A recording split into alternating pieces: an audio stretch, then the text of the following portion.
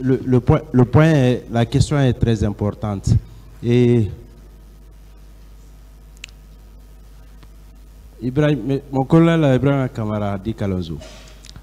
Présent. Puisque vous dites que vous avez dit que il a été nommé commandant pendant que vous étiez là, quand vous avez été informé de cette nouvelle responsabilité, quel était désormais votre état de rétention au niveau du PM3 après que le colonel Gabriel ait accédé au poste de commandant du peloton? C'était un peloton en ce moment.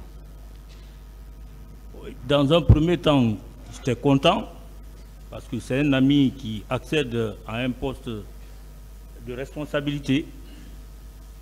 Dans un premier temps, dans un deuxième temps, je sais que c'est à cause de ça, vu notre relation, vu que je suis resté longtemps en prison, oui, et qu'il a eu pitié de moi, je dis bien que je le remercie pour ça. Bien.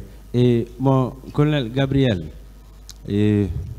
lorsque monsieur le colonel Ibrahim Kamara est sorti de la prison, selon vous, est-ce que à un moment il a eu à exprimer une quelconque joie par rapport à votre nomination comme commandant? Est-ce que vous vous rappelez d'un seul instant? Bon, je suis invariable sur ce que j'ai dit. Au moment où on me nommait, il n'y était pas.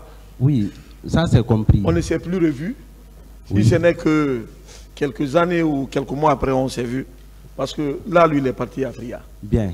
Et mon colonel Ibrahima et camarade Kalonzo, vous avez le président, mon colonel Gabriel a dit tout à l'heure, à un moment, quand il a réussi à vous faire sortir et à vous faire rentrer à la maison, que le chef d'état-major à l'époque de la gendarmerie a appelé et qu'il a dit que il vous a fait sortir, bon, et qu'il a demandé, et le commandant Baouri.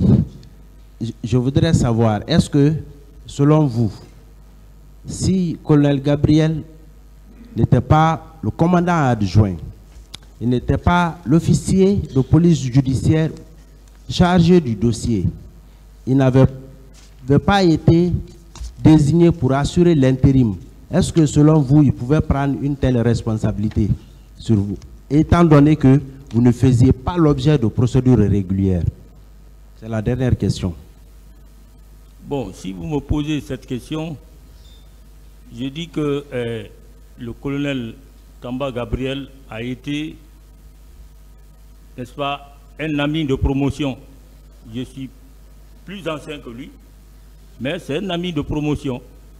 Donc, quand j'ai été sorti de la prison par lui et il m'a amené chez le colonel Tcheboro, vraiment, je ne fais que le remercier par rapport à ça. Bien. Bon colonel Gabriel, vous êtes d'accord avec colonel Ibrahim Kamara que la date d'entrée, la date de l'établissement du billet d'arrêt contre lui, la date de sa libération, est-ce que vous êtes d'accord avec lui que ce sont deux dates essentielles, parfois, qui peuvent être difficilement oubliées par lui, la personne concernée? Maître, je ne voudrais pas que nous polémiquions sur ça. J'ai dit que je suis invariable. Non, c'est compris. C'est-à-dire, si vous êtes d'accord au moins avec lui par rapport à ça, la date pour un officier, la première fois que vous fassiez l'objet d'une mesure d'arrêt, et ensuite vous passez plusieurs mois là-bas, la date de votre libération, est-ce que ce sont des deux dates quand même qui sont essentielles, qui peuvent être difficilement oubliées par la personne concernée? Si vous êtes d'accord ou si vous n'êtes pas d'accord avec lui là-dessus, hein, je ne dis pas que c'est... Voilà, je ne vous demande pas de varier autrement.